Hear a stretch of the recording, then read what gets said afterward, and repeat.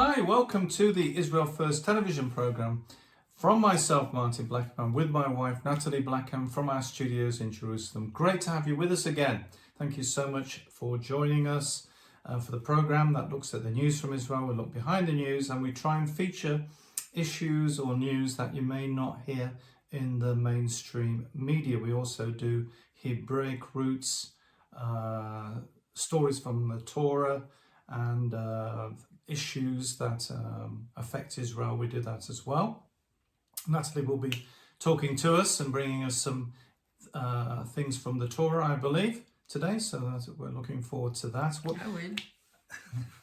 So as we've come into the studio, what's the position? Well, thank you for asking. The position is that we have a ceasefire from the Iran-Israel war, not the Gaza war.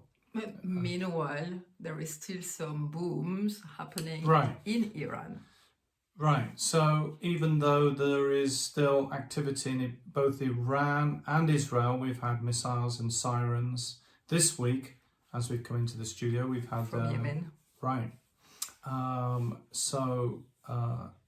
We are still in the midst of the Iran war, the Gaza war and the Lebanon war and the surrounding area war as we speak, although there is a lot of talk about having a ceasefire. Well, sadly, there have been a number of Israelis who have been killed as a result of, or murdered as a result of the attacks from Iran, or the missile attacks. And not only that, but one lady who 24 people.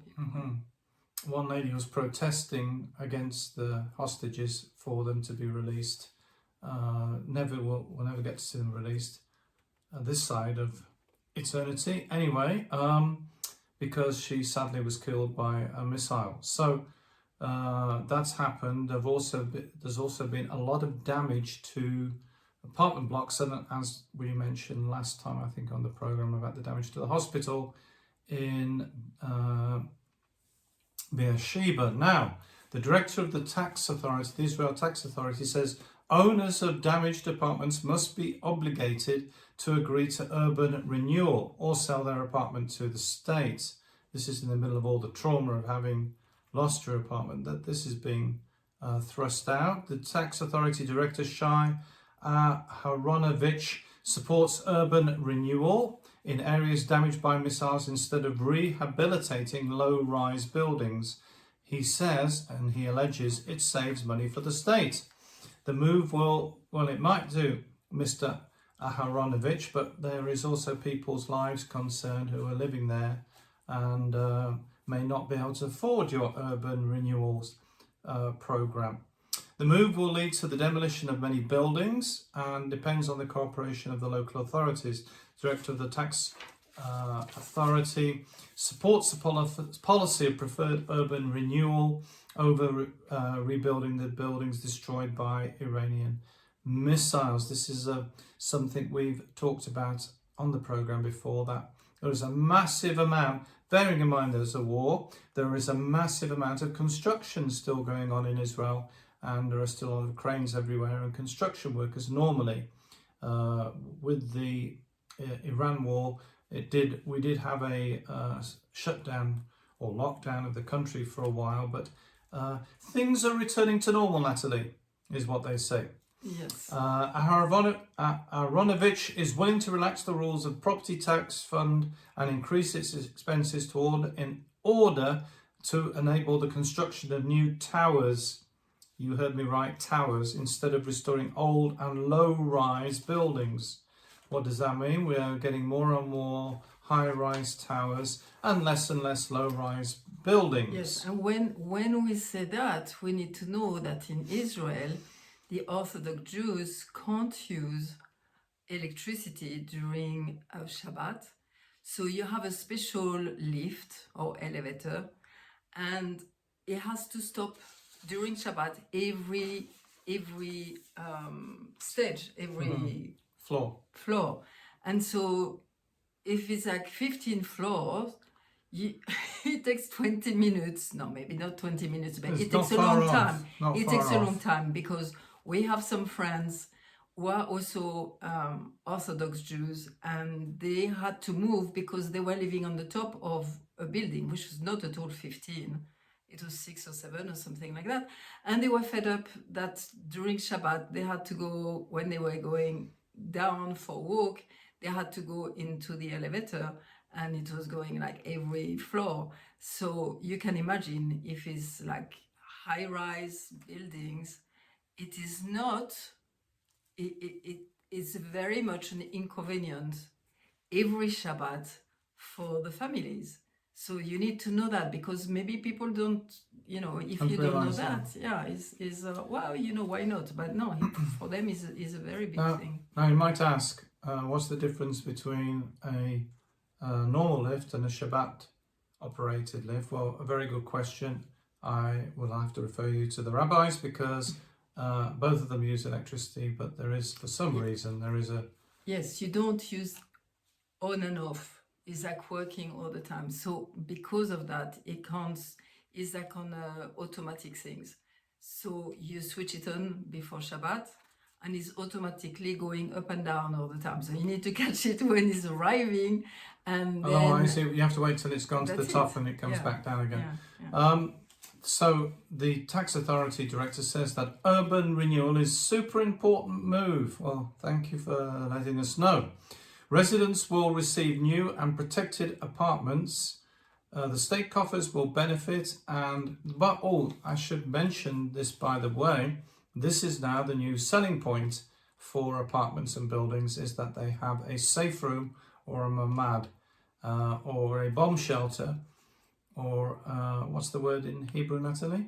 Yeah, mamad, or they have another one. Yes. If we can remember it, we'll let you know. No. It has. I think it's with an M as well. But anyway, miklat. Miklat. Yes. Well done. Miklat. So it either has a mamad or a miklat, and this is a selling point for buildings now. But he wants to build these tower blocks. I've never liked tower blocks, and maybe you're saying that's not right. It's good use of space. No, well, not really when you're affecting families and making them cut off from the ground. And a lot of social problems have come, which I know about personally. Social problems have come because of tower blocks. Tower blocks are not the same as living close to the ground. And three or four stories is okay, but not huge tower blocks. Now, there's been a finance minister has introduced a special committee, Nathalie, just to discuss this. But all these poor people who are in trauma are having now to suffer the fact that they might not be able to get back their original apartment, a bleak house, as it's knocked down for urban renewal. Mm-hmm. Now, when you speak about that, I was reading something about Noah Harari. I'm sure a lot of people know about him, or Yuval Noah Harari, and you can do your research. I don't want to tell you all on the camera because it's not very pleasant. But he said that the elite now is going to live in a special place, and all the other people are going to, we don't need them. So we are going to have a Noah's Ark for the elites. Like, he's speaking like all around the world.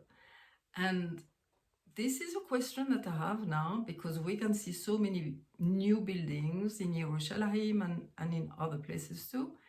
And I'm wondering if the elite wants to come also in Israel. They might be all around the world, but I wonder if they have also a plan to live in Israel. If people have more ideas, please send us something, because I'm very interested and I want to do some research on that. Because you know that Satan wants the throne of God, and we will speak about that a bit more today, funny enough. And so he wants this place, and the elite are part of his cohort. Well, I think if they come here, that'll be very convenient for Mashiach, because make judgment much easier than having to go around the world. He'll be able to judge them here because they're on location. Yeah. Very possibly, Nathalie, and we'd love to hear your thoughts on this. Now, We were talking about the buildings being demolished, damaged by missiles, and the tax authority director wanting to do tower blocks. One of our readers suggested it or questioned, is it the start of 15-minute cities? Well, it's funny you should mention that, because Ashdod has a new urban centre project. And the question is that a 15-minute city? Ashdod is one of the major ports of Israel. There's Ashdod, Haifa, which you might know about, and then in the Dead Sea, there's Eilat. But the major ports on the Mediterranean are Ashdod and Haifa. Yeah. Ashdod and Haifa. Now, critics warn of the dangers of 15-minute cities, including loss of freedom, surveillance, and restriction of movement with geofencing. Geofencing is when they track you through phones, your car. By the way, if you have any kind of data collection on the car, they can track that. And I think we talked about that last time. Globalist agenda of 15-minute cities or smart cities are a direct threat to our civil liberties. Under the excuse of climate change, urban renewal, which we just heard about, Israeli planners are planning to make, or are making, or constructing, should I say. They're already under construction, as Nathalie was saying. Buildings are going up everywhere, these new tower blocks with surveillance cameras, and the new urban, and by the way, they call them smart, and we've spoken about this before, they'll call them smart buildings or smart apartments. So the apartment, you can, through your phone, an app, I believe, you can turn on the power, turn off the power, turn on the heating, turn on the air conditioning in the apartment before you get there, or have it switched off all day, or have very convenient for security. Yes, and the camera security on both sides. And in some apartments, some apartments you can see with your app inside your apartment. So if anybody enters the apartment without authority, you can see them wandering around. Or if you've left the dog or cat at home, you can watch what's going on. This all sounds very handy, except from a surveillance point of view, we're talking a serious breach of civil liberties, of personal privacy. We're talking about George Orwell, 1984, being able to be watched wherever you are. And we've talked about cameras in cars, the electric cars having cameras everywhere at the front and inside, and Tesla employees being fined or court action, I can't remember exactly, because they were watching private videos from the cars. So all this is happening. This is all the things that are happening are building up to the return of Mashiach, to the day of, shall I say, the first time for those who are Jewish. They're all building up for this day of judgment that's coming, and you can feel that. We can feel that here. That everything is there's a progression. We are on a time. This is on a time basis. Things are happening towards that. Mm-hmm. And it's interesting what you say, because like during the war, the 12 days that we had, not so many people were phoning us and telling us, "Oh, how are you?" And a friend of mine from the UK was speaking and said, "But we hear so much, oh, there is something in Israel." It's like, oh, here we go again. It started again in Israel. But this time, the sense of war was very different.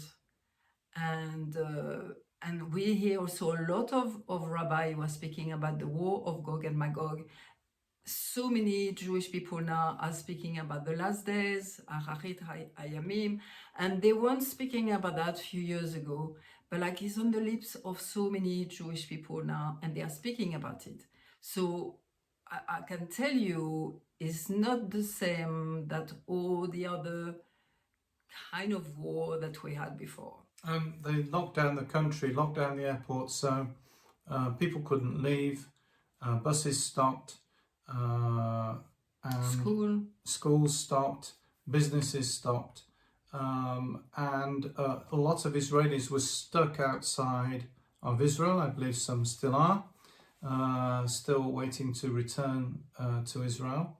And a lot of people, tourists here, were stuck and couldn't leave because the airport was closed. Now, the airport, as far as I know, is back to normal, but as a kind of a caveat or a warning, you have to bear in mind that if you come here, you do run the risk that this airport can close You at can any. stay forever. Yes. No, not.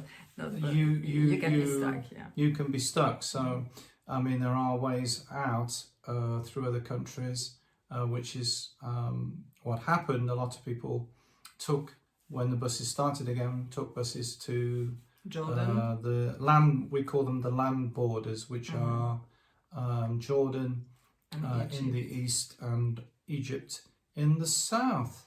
So you're very welcome, but do bear that in mind. And Natalie, we're waiting for you. We want to hear what you have to say to us today.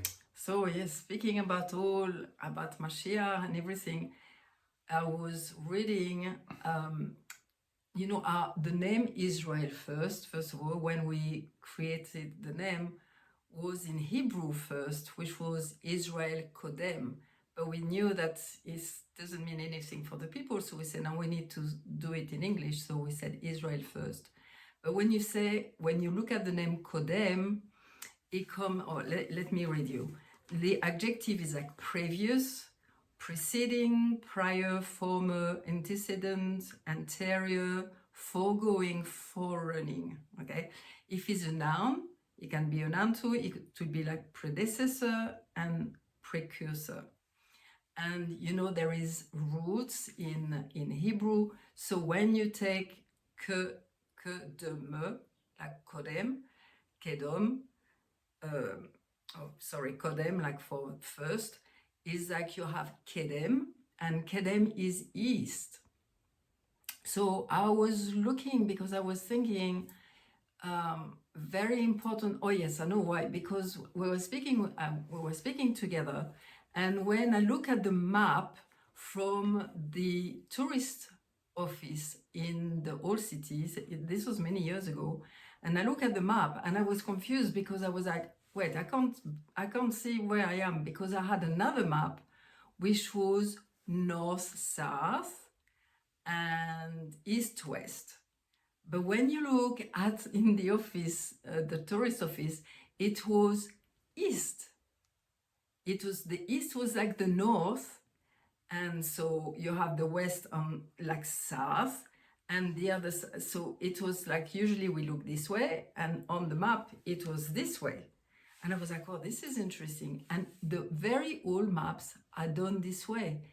It's not the north with our direction, is east with our direction, which is very, very interesting. So when you look, we were speaking about that, and I'm like, wow, this is interesting, because it reminds me the book of Ezekiel. And when the Spirit of God leave the city because everything is wrong, they are not behaving the right way, and when God is not welcome, he's not going to fight. Is going to disappear and to go, and the Spirit of God was moving, and it was moving towards the east. And when you look at the Jerusalem, the old city, the gate, the Golden Gate, is on the east side. It's called the East Gate or the Golden Gate. And we know that Mashiach will come this way, which is exactly in Ezekiel. He said the Spirit of God left that way. And when you read in Ezekiel 42, no, I think it's 43. Let me look for sure. Yeah, it's 43. The Spirit of God is coming back by the east. And it's very interesting. And let me read this passage because it's very interesting. It's Ezekiel 43, 1. And so I was telling you about Kedem, and he's exactly in these things. When he said east, he said Kedem, because sometimes Misrahi, the Jewish people who come from the east, they use another name, but there is two names, which is like east or also ancient. Okay, so this is what he said. And the earth did shine with his glory. His voice was like the sound of many waters. At the beginning it was like from the way of the east. Okay, Midrechem,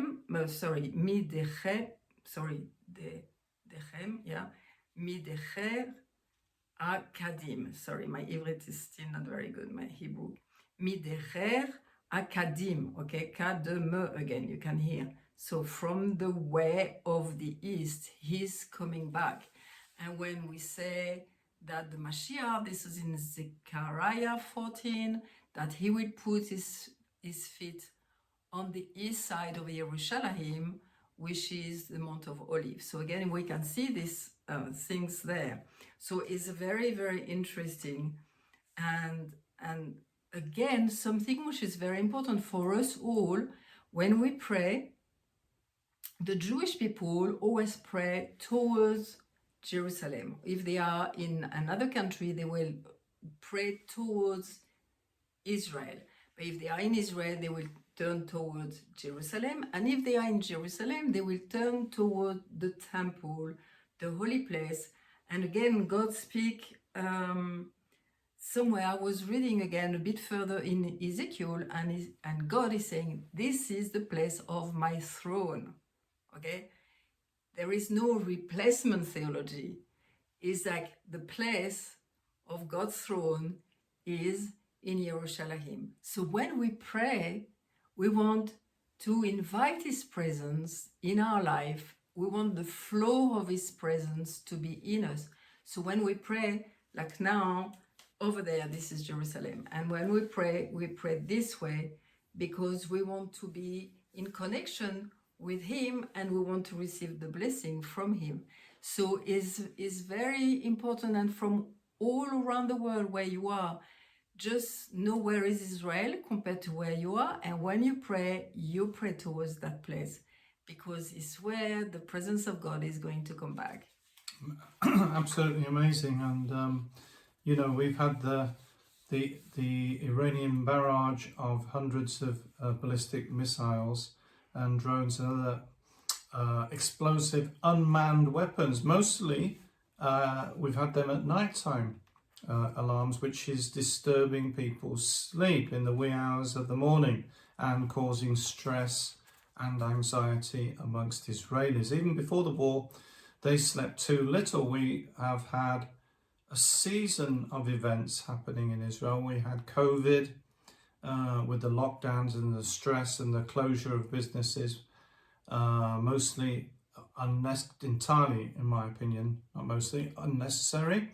We had the protests between those who support the court system as it is in Israel and those who are against the court system.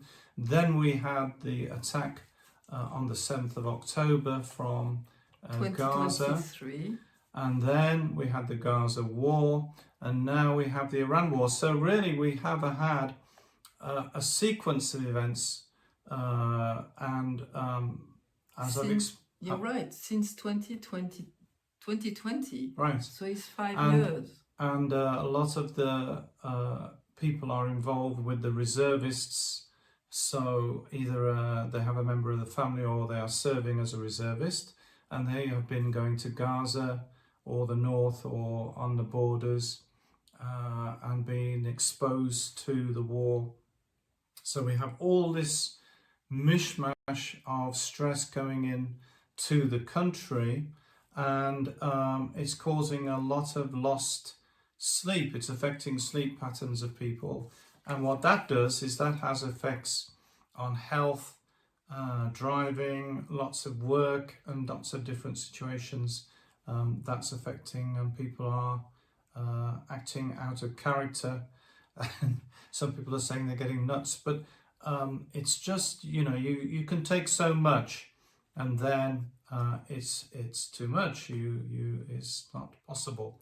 And researchers have found a sharp increase in insomnia. So those who can't sleep at all, short sleep duration, people who can sleep for short lengths of time, reliance on medication, that is sleeping pills, This is particularly during the last 20 months. Study has been done by the Hebrew University of Jerusalem and Hadassah University And we know Medical Center. we know many people who are doing that. And it reveals, basically, as we finish, I'll get this in, it reveals a significant decline in sleep quality among the Israeli civilian population following the outbreak of war. So this is something that's really affecting everybody. And, we are in the middle of a ceasefire, but if there are alarms and missiles coming, it does affect not just your sleep, but also the quality of your life. It's very difficult, to be driving, or even if you're at home, it's very difficult, especially if you don't have a safe room, a mamad, as we said at the beginning. Or what was the other one? The bomb shelter, the Miklat. Miklat, that's it. So you've got two Hebrew words that you've learned this week. Thank you so much for joining us today. It's been great to have you with us, and we really appreciate your company all across the world. Let us know what's happening in your country as well. You can always contact us. We love to receive emails, your messages. There's the email on the website, all the information. And by the way, on the website, we also have the news story each day from our media page. We also have videos that you can watch if you missed the program or want to look at it again. And we also have the books, the Hebrew language books by Nathalie. You can get them in English and different languages. So have a look at that and to help you with your Hebrew. And remember, we depend on your financial support. So please consider supporting us financially. Thank you so much to everybody out there who is supporting us financially. We really appreciate that. And remember, we're the program that looks at the land, the people, and the language.